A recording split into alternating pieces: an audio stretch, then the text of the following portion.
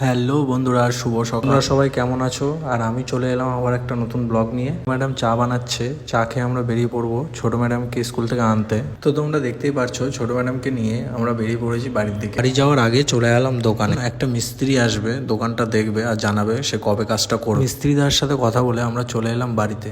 বাড়িতে এসে আমি কিছু খেয়ে নিলাম। এদিকে ছোট ম্যাডাম বিস্কুটটা দেখে বিস্কুটটার ব্যাখ্যা দিচ্ছে। এই সব দেখে শুনে আমি বেরিয়ে পড়লাম কাজে।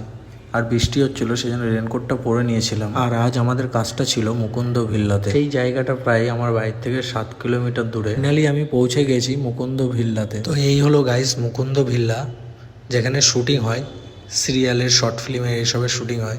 সেখানেই আজকে আমাদের কাজ ছিল। তো তারপর আমি আর এই দাদাটা সোজা উপরে এসে বুফে কাউন্টারটা সেট আপ করে নিচ্ছি। আর এখানেই হবে বুফে কাউন্টারটা। তোমরা দেখতেই পারছো সবকিছু সেট আপ করা হয়ে গেছে। 50খানা প্লেট লেগে আছে।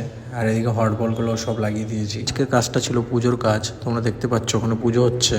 আর এই হলো ঠাকুরের ভোগ। সেখানে ছিল লুচি, ছোলার ডাল, কাশ্মীরি আলুর দম, আর ছিল পোলাও, নবরত্ন, চাটনি, বেগুন ভাজা, পায়েস।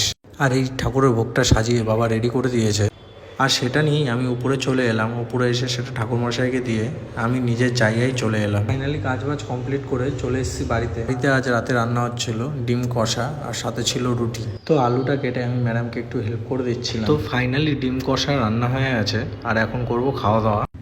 তো আজকের মতো এইটুকুই। সবাই ভালো থেকো। শুভরাত্রি। টাটা।